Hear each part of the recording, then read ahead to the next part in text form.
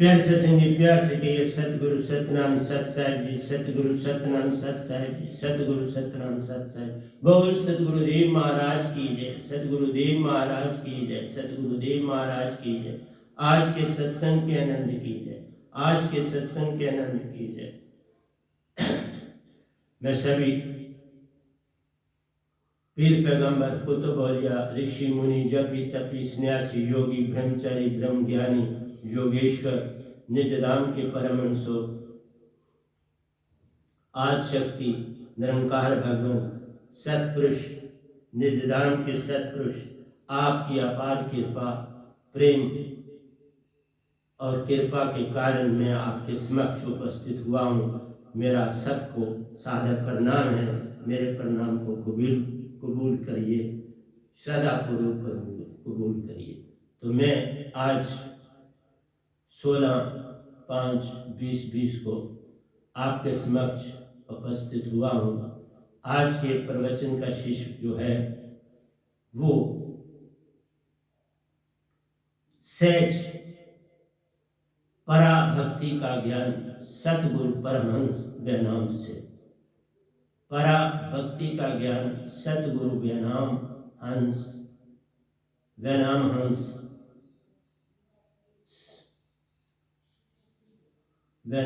सुमार को ये प्रवचन सुनाया जा रहा है, तो श्रवण करें।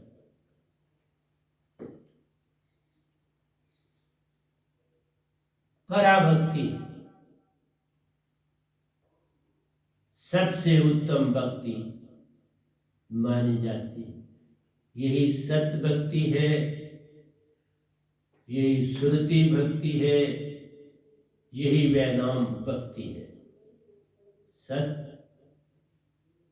श्रुति और आनंद इसमें समाये हुए पराभक्ति। सत्य भी है, श्रुति भी है और आनंद भी। ये भक्ति निर्गुण और सरगुण भक्ति से बहुत आगे की भक्ति है। उन भक्तियों में भी कर्म फल है। जैसा कर्म करेगा बंदे वैसा ही फल पाएगा। वहाँ कर्म है, वहाँ योग अभ्यास है, वहाँ क्रिया योगा है।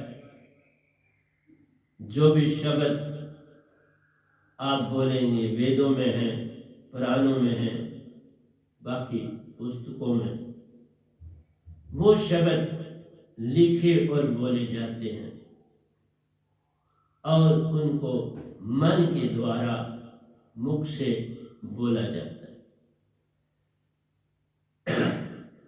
मन ही उन शब्दों का कर्ता धर्ता है। इसलिए उन भक्तियों से मैंने बोली भी हैं आपको, उनके चक्कर भी आपको बताए, उनके शब्द भी आपको बताए, उनकी चालें भी आपको बताए, उन लोगों में जाने के समय भी कितने समय में आप जा सकते हो वो भी बताया।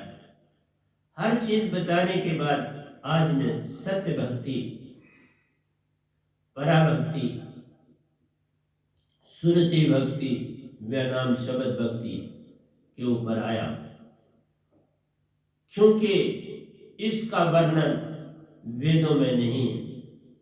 इसका वर्णन कहीं निरंकार भगवान ने भी नहीं किया, कहीं आदि शक्ति ने भी इसका वर्णन नहीं किया। क्यों कि ये तीनों लोग मन के द्वारा रचे गए हैं। ओंकार भगवान ने इनको रचा है, वही रचेता है और वो खुद ही मन है और आदि शक्ति खुद ही माया।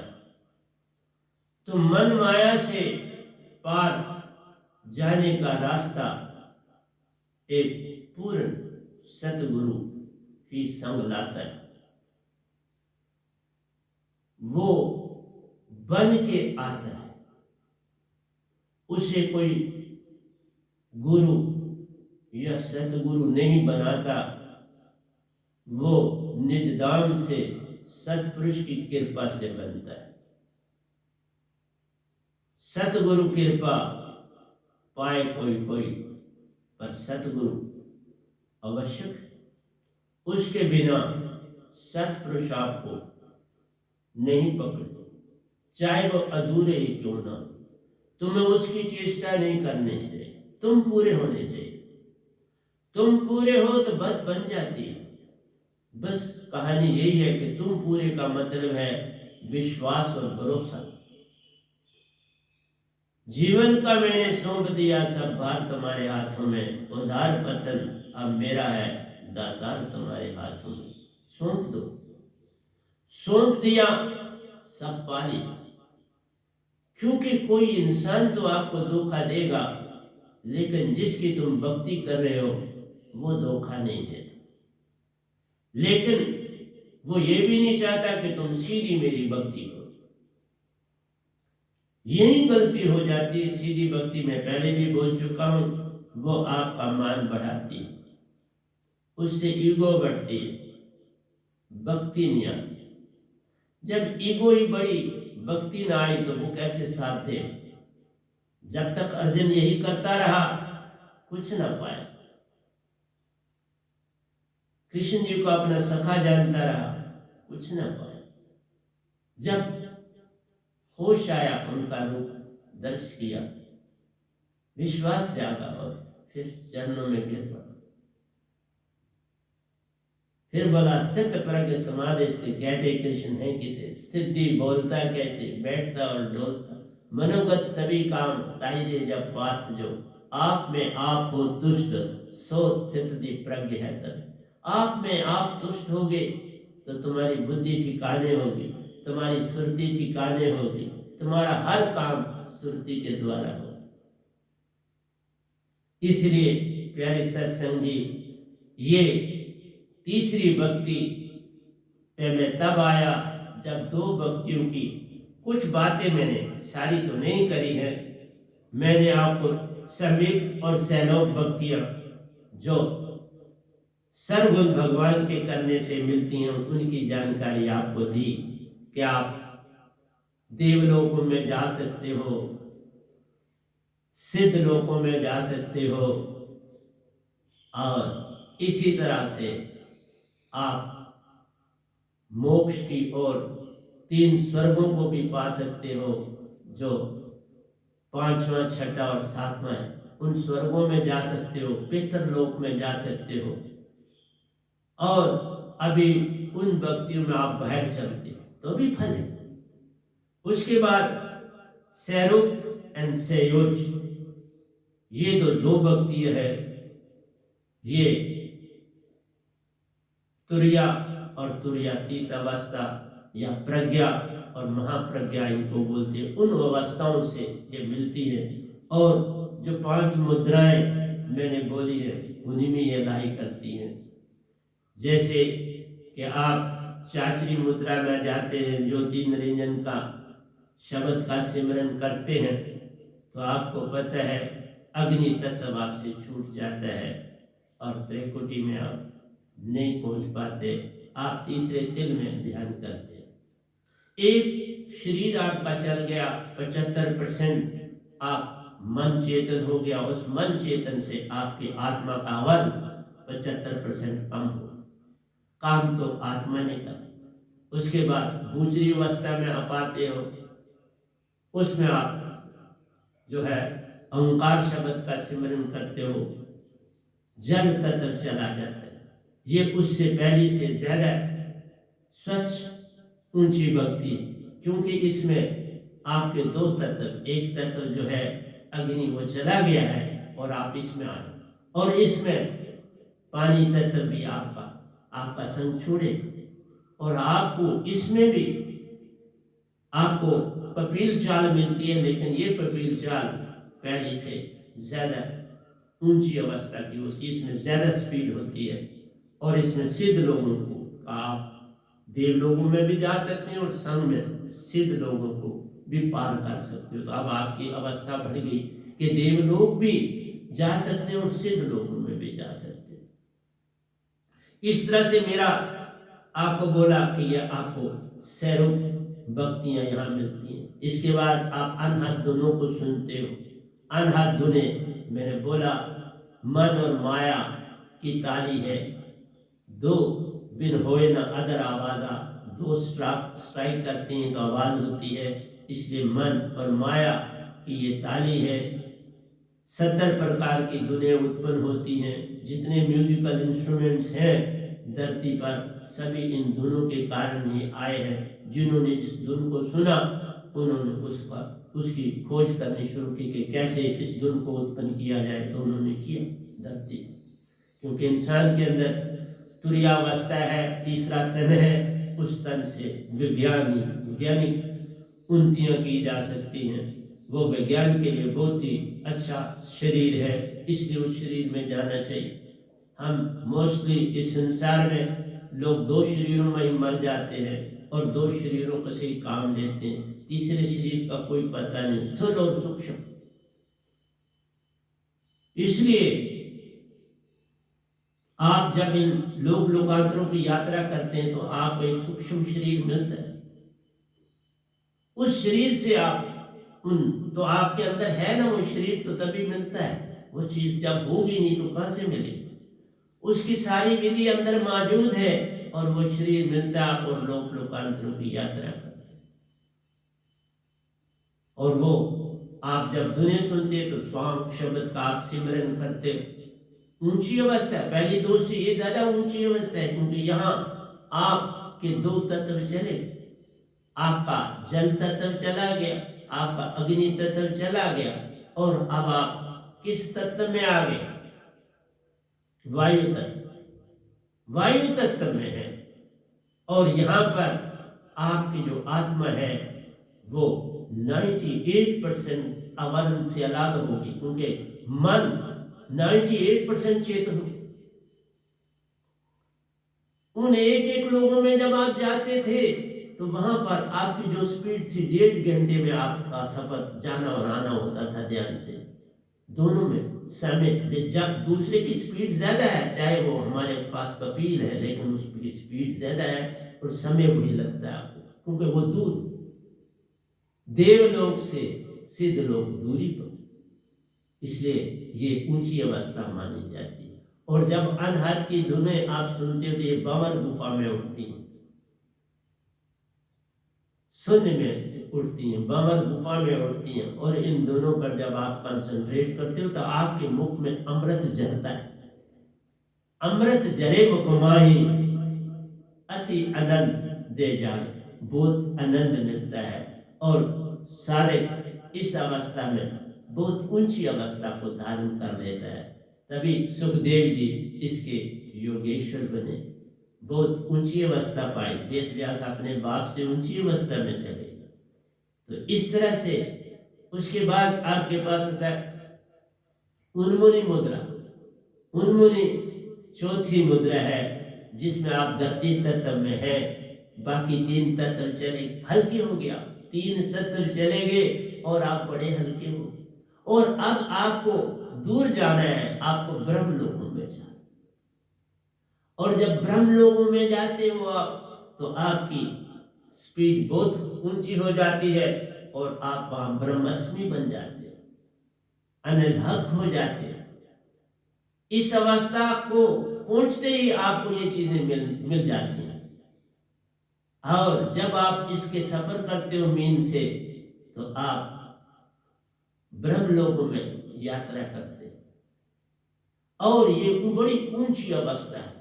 और शरीर तजने के बाद जब इस अवस्था में आप जाते हो तो यहाँ पर जो चाल भी आपको एक ज्ञानदेही मिलती है। ये ज्ञानदेही में आपका सारा काम होता है। और इसमें आपको ज्ञानदेही पाने के साथ आपकी जो स्पीड है वो मीन हो जाती है। मछली की रफ्तार से अब आप चलते हो, देवलोक उनसे भी दूर। इसलिए देवलोकों में जाने के लिए समय आपका 1.5 घंटा ही लगेगा, लेकिन ये बहुत दूर है। इसलिए यहाँ आपकी आत्मा का आवरण भी 98% कम हो गया। बहुत ऊंची अवस्था, लेकिन इतनी ऊंची अवस्था होने से भी आप पूर्ण मोक्ष नहीं पा सकते। आप ब्रह्म लोगों में रह सकते हो, लाखों साल आप जीवन वहां व्यतीत करो, और वहां पर स्वर्गों से भी ज्यादा आपको फल मिलेंगे, स्वर्गों से भी ज्यादा सुख है, अति अनंता सुख है। जो तुम चाहो संपूर्ण। आपने विचार ही किया तो चीज मिलती है, विचार ही किया तो काम होता है, विचार ही किया तो आप किसी भी लोक में पहुंच जाते हो देखने के लिए। पिकनिक स्पॉट्स वहां से भी आप जा सकते हो, जो आपने पहले लोग देखे, जो आपके लोअर, वहां भी आप जा सकते हो, आप लोअर सभी में जा सकते हो। इसलिए मैंने हर लोक लोकांतर की यात्रा करी बाबा। मैं शुरू से चला और आगे बढ़ा, लेकिन एक ही ध्यान रखना है, कहीं मांग उत्पन्न न हो जाए। मांग उत्पन्न हुई तो सब गया। तो ये स्वरूप भक्ति आपको मिलती है जब आप सत्य शब्द का प्रयोग करते हो, सत्य शब्द का सिमरन करते हो और विदेह हो जाते हो। राजा जनक विदेह, आप निरंकार की तरह विदेह हो जाते, वो भी विदेह रहते हैं, आप विदेह हो जाते हो। तो आपका संपर्क बहुत ज्यादा निरंकार के से जुड़ जाता है। आपका पत्थर कुछ साफ हो गया, काफी साफ हो गया, कुछ नहीं कहता, काफी साफ हो गया। जब मीन चाल मिलती है 98% आप आत्मिक हो जाते हो, तो इससे बड़ी उन्नति क्या चाहते हो संसार में। परंतु ये सब फल है, यही तुम्हारा कर्म है। तुमने इतनी उन्नति की, तुम्हारा कर्म इतना ऊंचा हो गया और तुम्हें फल मिलता है, और लाखों साल जन्म नहीं हो। और खेचरी मुद्रा 5वीं है, जिसका क्या कहना, आप सहस्र साल में प्रवेश कर जाते, उसमें आपका रहना हो जाता है, और आत्मा आपकी 99% स्वच्छ हो जाती है। आप उसकी परिक्रमा कर सकते हो, गेट तक जा सकते हो, और कई लाखों जन्म व्यतीत कर सकते हो, और क़यामत तक, क़यामत से क़यामत तक, जब तक दुनिया का फिर सृजन होता है, तुम भी धरती पर आ जाते हो। सृजन होने तक तुम जब भी गए, जितना भी पीरियड है, तुम 600 साल में रहो, उसी लोक में रहो। पर जो महल है निरंकार का अपना, उसमें दाखला वो नहीं मिलते हैं। कभी कभार कोई हो जाए, बात तो हो जाए, लेकिन मिलते नहीं। क्योंकि मैंने बहुत चक्कर काटे थे निरंकार की सीमा में। वो इस तरह दर्शन देते हैं, सूरज, व्हाइट सूरज के रूप में दर्शन देते हैं, 5 रंगों का, क्योंकि 5 तत्व के रंग है, आपको बताइए। अग्नि का रंग लाल है, पानी का रंग सफेद है, धरती का रंग पीला है, वायु का रंग नीला है, और आकाश तत्व तो काला है। तो इस तरह से 5 रंगों का सूरज बनाते हैं, और आप कुछ समय के लिए देख सकते हो, और फिर खुद ही आप अंदर से नहीं देख पाते तो छोड़ते हो, वापस आते हो। पर वो कई बार और एक ही जगह पर वो स्थित ब्रह्मांड में आपको दर्शन देते हैं, उस रूप में दर्शन देते हैं, इस रूप में नहीं देते। और तभी कहा कि जो रंकार का सिमरन करते हैं, वो कुछ उनका ब्लैक तत्व चला जाता है, लेकिन कुछ रहता है, और वो 1% ही रहता है। बाकी 99% आप चेतन हो। और चेतन हो के मैंने बोला था, आप मूल सुरति में मन विश्राम करता है और आत्मा काम करती है, वहीं से मन हुक्म देता आत्मा को, और वो काम करती है। और आपको ये नारायणी चोला आपको मिलता है, और ये विज्ञान दे, इस अवस्था में आपको विज्ञान दे मिलती, बड़ी उत्तम अवस्था है।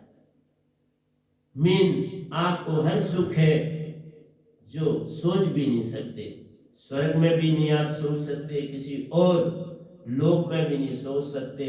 यहाँ पर सारे सुख आपको मिलते हैं। यहाँ पर भी धरती आकाश कुछ भी नहीं, सुन है, सुन में आपको रहना पड़ता है और आराम से आप चल फिर सकते हो, कुछ परेशानी नहीं, क्योंकि आप पूरी तरह से समझो 4.5 पौने 5 तत्वों से छूट गए। अब थोड़ा सा तत्व ब्लैक आत्मा के संग है और वो 1% है।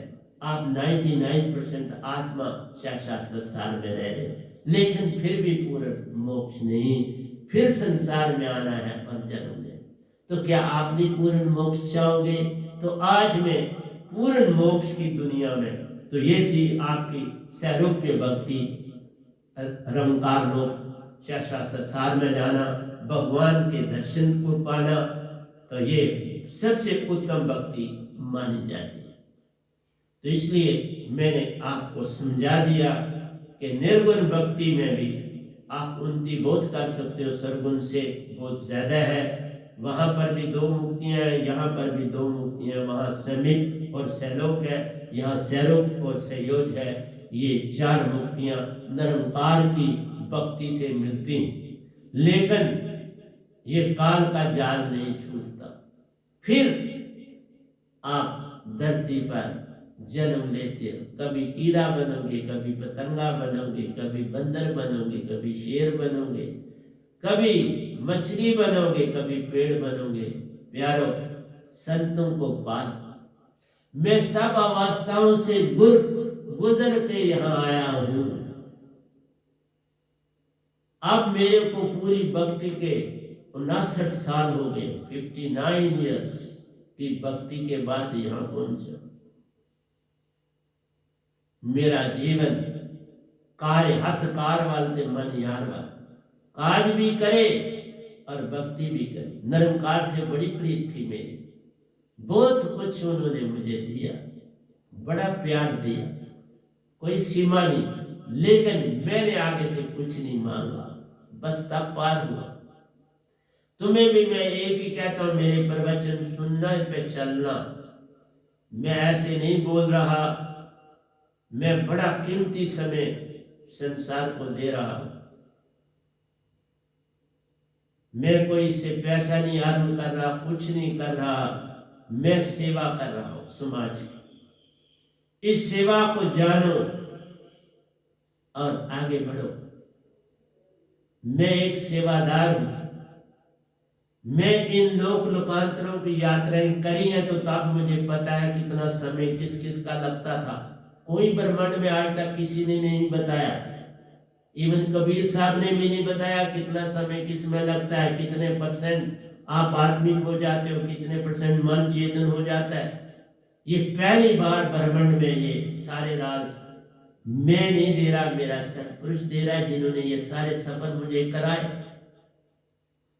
और उन स्थानों में, उन चक्रों में मैं काफी समय रहा। इसलिए मैं आपसे कहता हूं, अगर निरंकार का भी शुरू से सिमरन करोगे तो आप मत समझो सीधा निरंकार में पहुंच जाओगे, आपको पहले से आगे जाना पड़ेगा। ये ऊंचा शब्द है, ये सारी जगहों पे आपको ले जाएगा। सबसे टॉप का निरंकार भक्ति में रंकार का शब्द रा छोड़ भी दो, कुछ रंकार का शब्द करते जाओ तो आप सिमरन आंखों को बंद करके ध्यान में पूर्ण विधि से बैठ के, विधि बैठने की एक ही है, चाहे पराभक्ति में जाओ, चाहे आप निराकार भक्ति में जाओ या साकार भक्ति, कभी ध्यान में बैठ, इसमें आपकी वर्टिब्रल कॉलम सीधा रहना चाहिए, क्योंकि इससे आपकी कुंडलिनी का संबंध है, आपकी सुषुम्ना का संबंध है, आपके शास्त्र सार का, सारे चक्रों का एक दूसरे से संबंध है। लेकिन सबसे बड़ी इंपॉर्टेंट चीज जो है वो है आपकी सुषुम्ना मैं रोज बताता हूं, इसके बिना भक्ति है ही नहीं। सुषमन का राज पा लिया तो हो गया भजन, सुषमन को सम कर लिया तो हो गया भजन। ईडा पिंगला सम कर डाली तो हो गया भजन, सुषमना चेतन हो गई तो हो गया भजन। सारे भजन सुषमना से है, सब लोक लोकांतरों की यात्रा सुषमना से है। लेकिन इसका राज मैंने पहले भी बोला, या मेरे सतगुरु के पास है या इस गधे भाई के पास। पूरे ब्रह्मांड में बाकी साधकों के पास है, वो खोल थोड़ा सकते हैं। उनके साधकों के पास भी है, मेरे साधकों के पास भी है, परंतु ये राज तो सतगुरु ही खोल सकते हैं। इसलिए ये विधि टीवी पे नहीं बताई जा सकती, ये विधि मैं आपको यहाँ नहीं सिखा सकता। ये दीक्षा के समय ही सिखाई जाती है, उसके बिना नहीं। क्योंकि ये राज बड़ा अनूठा है। कोई बीमारी, मैं आपके समक्ष बैठा हूं, मैं कोई दवाई नहीं खाता, कोई चीज, सिर्फ सुबह से शाम तक 6 चपातियां लेता पूरे दिन, और कुछ थोड़ा सा फ्रूट का इस्तेमाल करता। तो प्यारे सत्संग जी, सुषमना सम हो गई, सब कुछ हो गया, फिर भक्ति शुरू हो। लेकिन सुषमना को जगाए बिना, कंसंट्रेट किए बिना कोई भक्ति नहीं। सब थोथा चना बाजेगर। फिर तुम समुद्र के किनारे पत्थर कंकर चुन रहे, तुम्हारी डुबकी नहीं लग सकती। हीरे मोती तो डुबकी लगाने से मिलते हैं, किनारे पे बैठ के तो लहरों को और पत्थरों को और कंकरों को ही देखा जा सकता है। हीरे मोती कभी किनारों पे नहीं मिला करते। स्वाति की बूंद ध्यान के बिना कभी किसी को नहीं मिलती। और आपको पता है कि पारस सुरति जो सतपुरुष की दात है, उसके बिना कोई संत नहीं होता। मैं आपको राज बताऊं, निरंकार को ये वर है कि वो कबीर साहब का रूप धारण कर सकते हैं। इसलिए कई लोगों को वो कबीर साहब का रूप धारण करके शब्द देते हैं, लेकिन वो शब्द काल का होता है। उसकी पहचान है कि जब आप निज धाम के हो जाओगे, निज धाम के सफर शुरू हो जाएंगे, तो काल के दायरे के सब चक्र समाप्त हो जाएंगे। अब मैं किसी काल के चक्र की यात्रा अब नहीं करता, अब जो भी करता हूं निज धाम की करता हूं। ये सबूत है। जिनको कबीर साहब का शब्द मिला है, वो काल में ही चक्कर काटते हैं, वो निज धाम कभी नहीं जाते। ये सच बता रहा हूं। वो ज्यादा से ज्यादा जाए तो मानसरोवर तक जाते हैं, निज धाम तक नहीं जा सकते। उसका सबूत यही है कि मेरे सतगुरु भी मुझे अष्टम चक्र में खुद नहीं ले जा सके। सतपुरुष को आना पड़ा और मुझे अष्टम चक्र, 7वें चक्र से 8वें चक्र वो ले गए, और 8वें चक्र से 9वें चक्र में आपको पता है 16 सूर्य की रोशनी देते हैं, जिससे तुम्हें एनर्जी मिलती है और महाशून्य को पार करते हो और संग चलते हैं। आगे आगे सतपुरुष चले, पीछे सतगुरु प्यारा, वही राह दिखाते साधक को, उसी को संत बनाते, उसी को दात वे देते प्यारो, उसी को सब समझाते। सब कुछ उन्होंने मुझे संसार में कैसे बोलना है सतपुरुष ने खुद सिखाया। सतपुरुष ने जैसे मेरे को साथ साथ निज धाम दोनों चल रहे हैं, बस उड़ रहे हैं दोनों साथ साथ, और दो वो बात भी कर रहे हो, मैं सुन रहा हूं। तभी तो उन्होंने जब मुझे ये बताया कि शास्त्र सार में जो पत्थर मिला था, तुम्हें याद है वो पत्थर क्यों था? तो मैंने आपको बोला है कि मैंने अपने सतगुरु से बात की थी उस पत्थर की, पर उन्होंने कोई उत्तर नहीं दिया, क्योंकि तब तक सतपुरुष सतगुरु का रूप धारे थे। जब वो मुझे निज धाम लेके चले तो तब भी उनका सतगुरु रूप धारण करा हुआ है। लेकिन जब शास्त्र सार में भी जब वो गए तब भी सतगुरु का रूप धारण करा था। इसीलिए तो मैंने सतगुरु से पूछा था इस पत्थर के विषय, पर उन्होंने कोई उत्तर नहीं दिया। फिर निज धाम पहुंचा तो फिर सतपुरुष ने खुद कहा, पूछा, तुम्हें पता है कि शास्त्र सार में जो पत्थर तुमने देखा वो क्या कहता था? मैंने कहा नहीं पता। फिर उन्होंने समझाया कि तेरा लेखा निरंकार के दायरे से खत्म हो गया। तभी तो मैंने कहा था कि जब मैं निरंकार की भक्ति की प्रकाष्ठा पे पहुंच गया तब सूरज भी उनका 5 रंगों का देख लिया, एक रंग का सूरज सफेद भी देख लिया। वो तब देखा था जब मेरे शरीर से प्राण निकल चुके थे। हॉस्पिटल में मेरे शरीर से प्राण निकल गए और आगे एक टनल को पार करना था। उस टनल पे वो सूरज नमा बन के पहुंच गए और मेरी आत्मा जहां थी उनसे कोई 20-25 गज की दूरी पर थी, फीट की दूरी पर थी, और वो सामने दिख रहे थे और मैं अपने आप को देख रहा था, आत्मा। तब उन्होंने मुझे वापस बॉडी में भेज दिया। उसके बाद मेरी भक्ति की उन्नति की सीमा पार कर बहुत ऊंची अवस्था में मैं चला। तब मैं जो मुख से बोलता था वो होता था, जो कहता था वो हो रहा था, लेकिन मैं वही भक्ति में लगा था। तब मैं सौंपा गया, निरंकार और सतपुरुष इकट्ठे आए। मैंने ये भी बोला है कि एक देने आया एक लेने आया, और सतपुरुष मेरे जिनका मैं शिष्य बना रहने वाला उस वो रूप धारण करा था, और निरंकार का असली रूप था, क्योंकि मैं शास्त्र सार में रह के आया हूं। पिछले जन्म में जरूर वही था, तो फिर शरीर मिला, जब क़यामत आई तो फिर शरीर मिले और मुझे कई शरीर और मिले उनके बाद। राजू नरको राज एक पद्धति है। मैंने भी कई फल भोगे, कई जन्म लिए, और ये आखिरी जन्म आ गया। अब ये मेरा जिस शरीर में मैं आपसे बोल रहा हूं ये आखिरी तन मेरा है। अब मैं कोई तन नहीं धारण कर सकता, लेकिन एक चीज कर सकता हूं, जब ये बॉडी जर्जर हो जाए, क्योंकि जैसे मुझे आवाज है कि मैं 550 साल तक धरती पर, फिर किसी दूसरी बॉडी में वो भेज देंगे। अगर नहीं भेजेंगे तो निजधाम ले जाएंगे।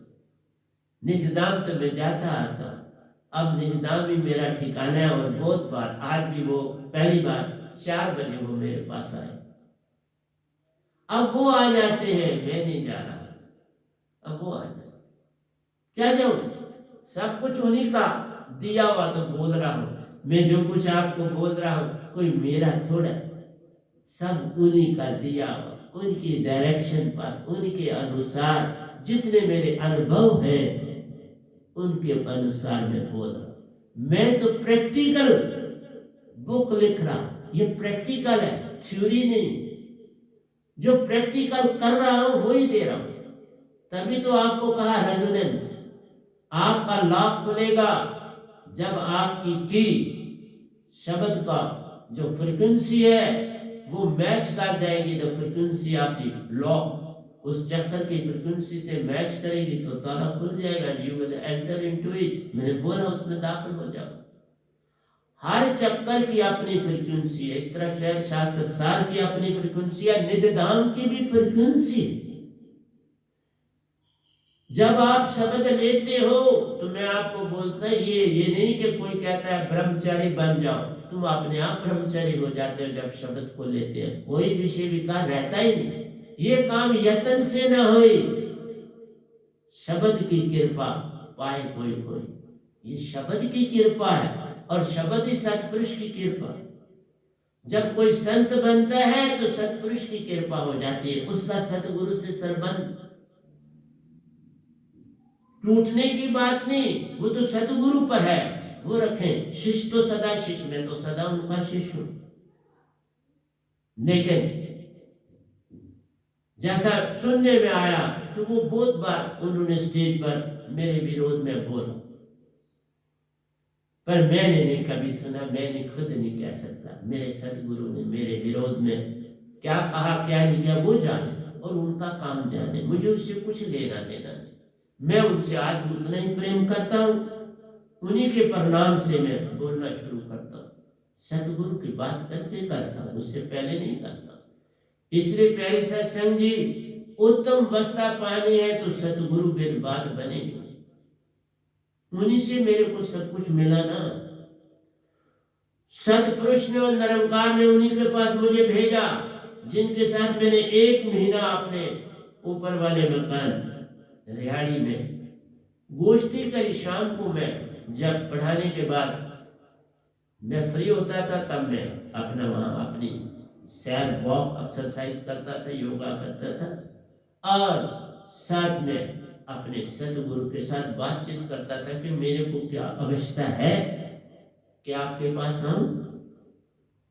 तो जब महीने का आखिरी दिन था तो मैंने हथियार डाल दिए, मैंने कहा नहीं, मुझे जाना ही जाना। बड़े लोगों ने मुझे रोका, बोला अब तुम इतनी अवस्था तक पहुंचे हुए हो, जो तुम बोलते हो, बोलते ही नहीं, जरा विचार भी करते तो वो घट जाए। जरा विचार, मुझे किसी ने तकलीफ दी, मैं तो कभी किसी के विषय में विरोध तब भी नहीं किया, मैंने किसी ने दी तो भी नहीं किया, लेकिन निरंकार ने उनको पीछा नहीं छोड़ा। जिसने मुझे जरा सा भी तंग करने की कोशिश की, निरंकार ने उसका पीछा नहीं छोड़ा। मैं लाख यत्न करूं पर उन्होंने कहा नहीं, ये बख्शने के योग नहीं। और आज भी मैं शांति अख्तियार करता हूं, चुप्पी धारता हूं। आज मैं सतपुरुष रूप हूं धरती पर, बाबा तद रूप कहलाता हूं उन्हीं का, उन्हीं की वाणी बोल रहा हूं। कल भी मैंने कहा था, सतगुरु बड़े गोविंद से, सतगुरु बड़े सतपुरुष सुन, क्योंकि बाप सदा बेटे को अपने से बड़ा देखना चाहता है, कभी छोटा नहीं देखना चाहता, संसार में भी और भक्ति में भी। निरंकार ने कभी मुझे छोटा नहीं रखा, मेरा इतना संग दिया आपको बता भी नहीं सकता।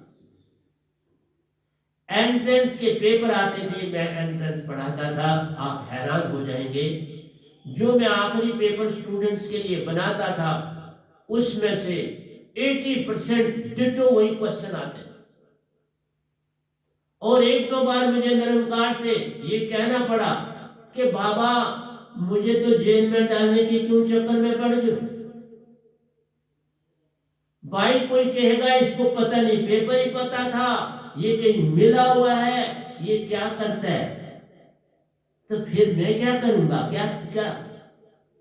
पर फिर मैंने जब अपार भक्ति में पहुंच गया, फिर मैंने काम छोड़ दिया। अभी भी मैं कोई बूढ़ा नहीं हूं, मैं अभी 17 साल के लड़के के साथ बैडमिंटन पूरी शक्ति से खेलता हूं, और कल भी खेला, और हर गेम ड्यूस पे गई, बराबर 20-20। जब मैं अपने, तो मत ये समझना, मेरे बाल देख के मत ये समझना कि एज है ना साहब, मैं 17 साल की आयु के बराबर का काम सारे करता हूँ, योगा करता हूँ, सब कुछ करता हूँ, 5 घंटे मैं यौगिक हूँ। और जब मैं योगा के ऊपर बोलूंगा तो उस समय आपको पूरी जानकारी दूंगा। इसलिए कहा कि भक्ति भक्ति सब जगत बिखाना, भक्ति भेद कोई बिरला जाना। मत अकड़ करो, मत मान करो, जो मेरे पास दात है पूरे ब्रह्मांड में नहीं है। 550 साल के बाद ये दात उस समय कबीर साहब के पास थी, बिल्कुल पक्की, वो शिरोमणि पूरे शहंशाहों के शहंशाह संत हुए इस धरा पर, और उसी धरा के कारण उन्होंने सहज मार्ग पराभक्ति का संचालन किया।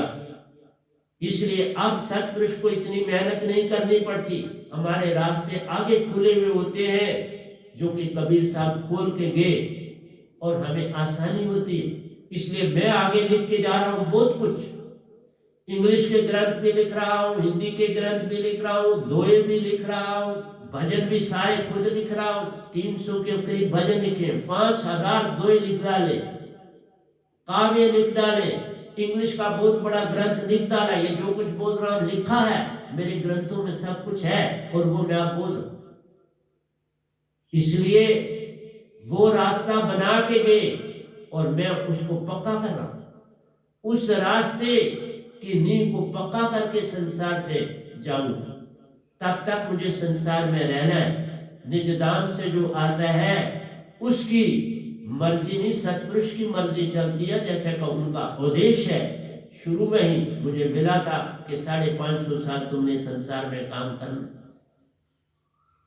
तो 550 साल थोड़ा ये बाड़ी रह सकती, रह भी सकती है। गोरखनाथ 500 साल तक रहे उसी बाड़ी।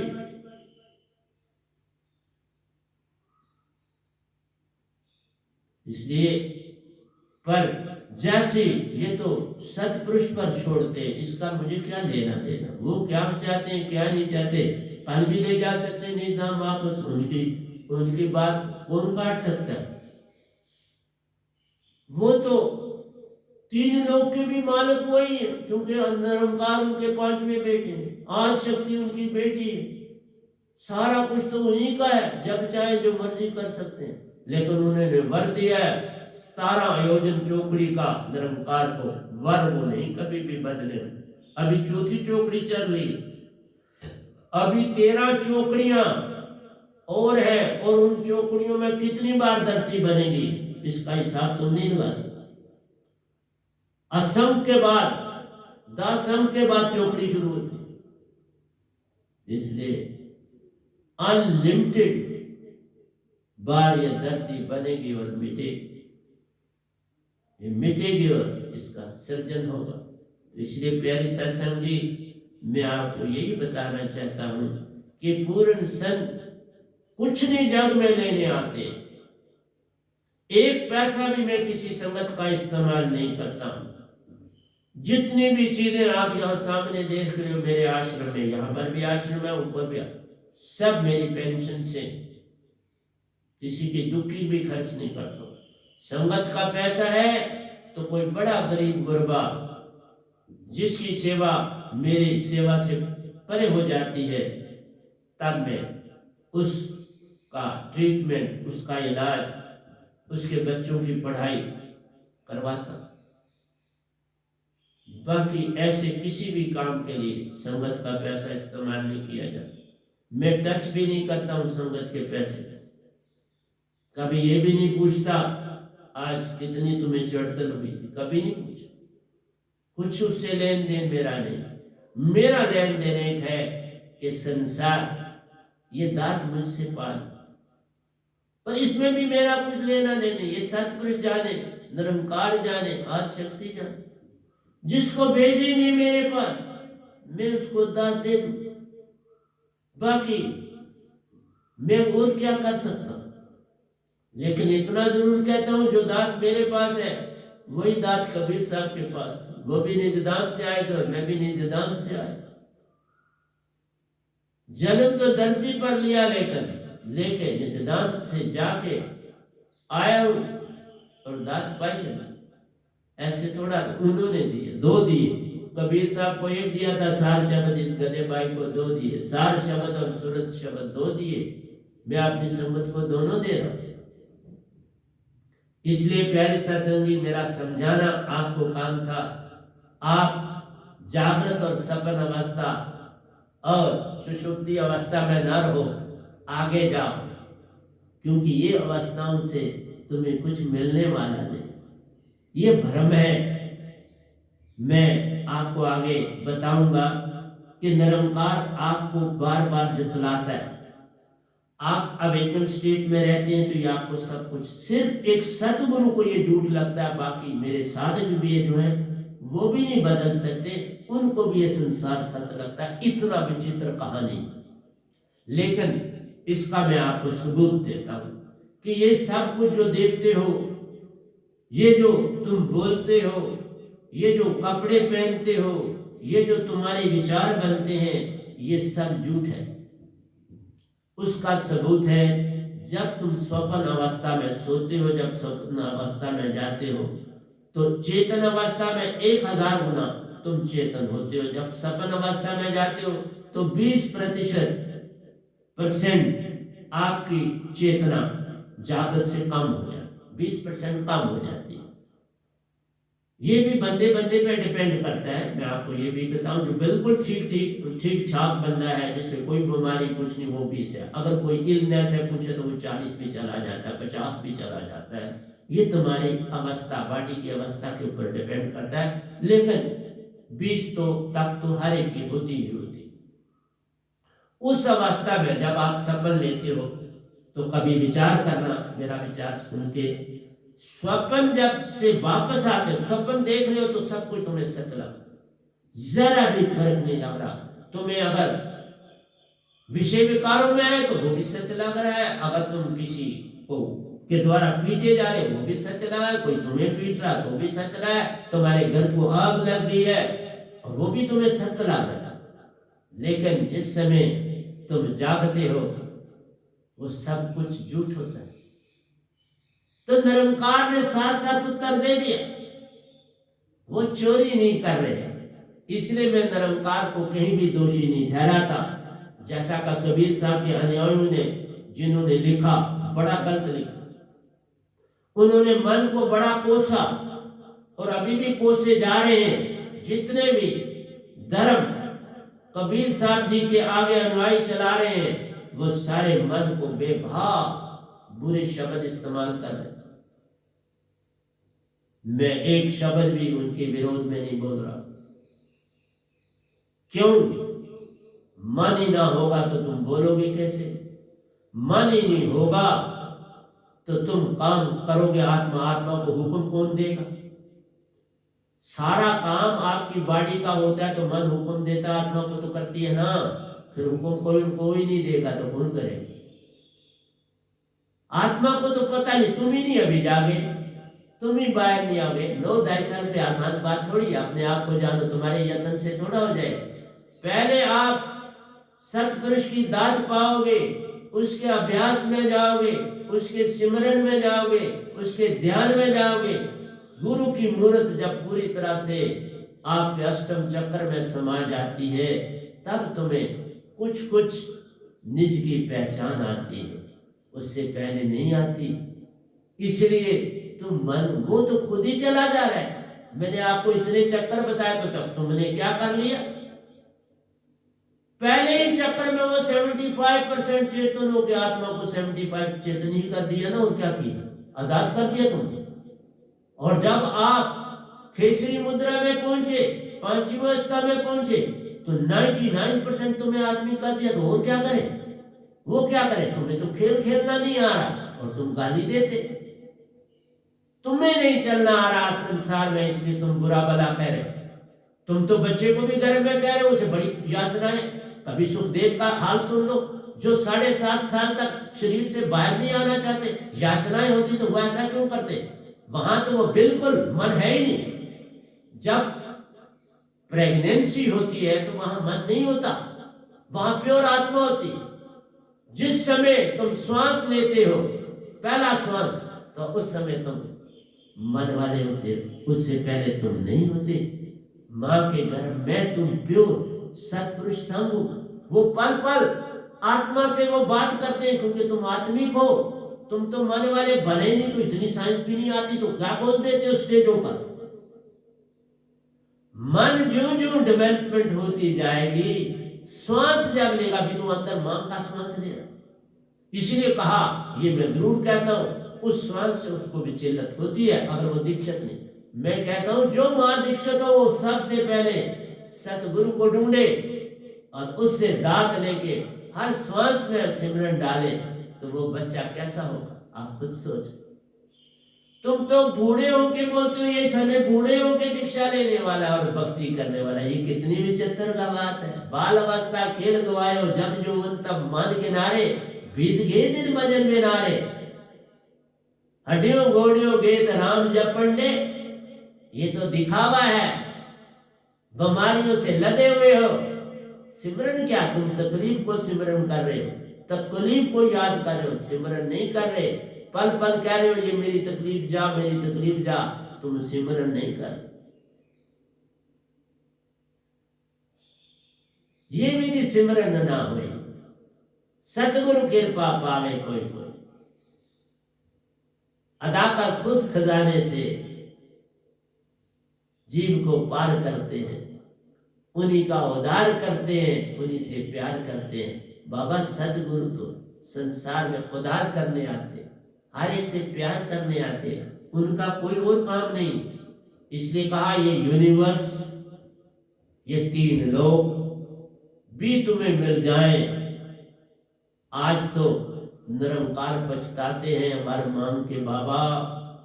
ये कहता हूं, वो कहते हैं देख मैं अरबों खरबों बार धरती बनाऊं और मिटाऊंगा, लेकिन जो एक संत दात पाके निज धाम चला जा रहा है ये मैं नहीं पा पाऊंगा। देखा वो तो दुखी है। वर मांग के तुम दुखी होते हो, इसलिए मत मांगो। निरंकार भी पछता रहे हैं मांगने के बाद, तुम्हारी तो बात ही नहीं। देखो मैं उनके सामने बैठा, उनके लोक में बैठा हूं। आप मुक्त मुक्त करे संसार, नानक तिस जन को सदा सदा नमस्कार। मैं मुक्त हूं, संसार को मुक्त कर रहा हूं। तो ये देख के निरंकार पे क्या गुजरती होगी तुम सोचो ना, ये सोचो। वो मुझे सामने देख रहे, मैं बैठा हुआ ना देख रहे, हर पल देख रहे, हर तरफ उनकी आंख है। सुन तत्व में आंखें उनकी, एक आंख नहीं हर कण कण में आंख है प्यारे। इसीलिए कहा हर श्वास श्वास में मेरा सतपुरुष वासा, क्योंकि निरति श्वासा में आती और जाती है, सुरति हृदय में बैठी रहती है। सुरति निरति तुम्हारे श्वास श्वास में आती और जाती है, और तुम व्यर्थ से छोड़ दे। तुम सिमरन करते हो तो सुरति निरति एक हो जाती है, श्वासा में फिर तुम चेतन हो जाते हो, कंसंट्रेट हो जाते हो। Then and then you will realise yourself, तब तुम्हें अपनी पहचान होगी। अब मैं बैठा हूं तो मुझे पहचान है, तब बता रहा हूं कि निरंकार को तो ईर्ष्या है एक किस्म की, परंतु प्यारी है।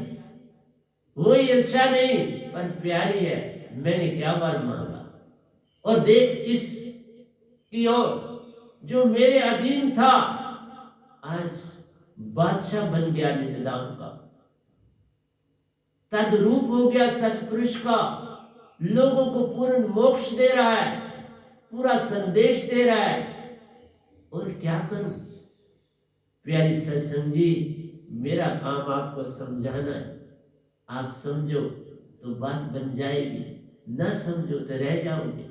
मेरा कुछ नहीं बिगड़ने वाला। मैं आपके सामने बोला ना मुझे कोई बीमारी लगती है, ना मुझे कोई तकलीफ होती है, कुछ नहीं होता, पर मैं बड़ा काम करता। मुझे आपके लिए क्या बोलना है उसका ध्यान रखना है। मैं एंट्रेंस का भी काम प्रतिदिन करता हूं, क्योंकि जो भी बच्चे मेरी सत्संग के साथ जुड़े हैं उनको मैं नोट्स बना के देता और फिर लिखता भी, योगा भी करता हूं, पोछे भी मारता हूं, झाड़ू भी मारता हूं, चादरें भी धोता हूं, सब काम खुद करता हूं ना। इसलिए प्यारी सत्संग जी, इस वैनाम गधे भाई को पहचानो। मैं एक शब्द भी झूठ नहीं बोल रहा। तुम पहले ये मेरे को जानने की कोशिश करो। दूसरे लोगों के द्वारा कि जब मैं एंट्रेंस पढ़ाता था, मेरा कॉलेज था सबरवाल एंट्रेंस कोचिंग कॉलेज, और उसका रिजल्ट कैसा था। प्यारी साथ समझी, 90% से कम कभी हुआ ही नहीं। 98, 95, 96 और 100 भी हुआ। इसलिए तो लोग परेशान हो जाते थे। और 5 सब्जेक्ट अकेला पढ़ाता था। कभी सोचा कभी कोई सृष्टि में है? पहले उस अवस्था को भी मेरी जानो, फिर तुम्हें ये अवस्था समझ आ जाएगी। ना मैंने वहां कभी झूठ मारा,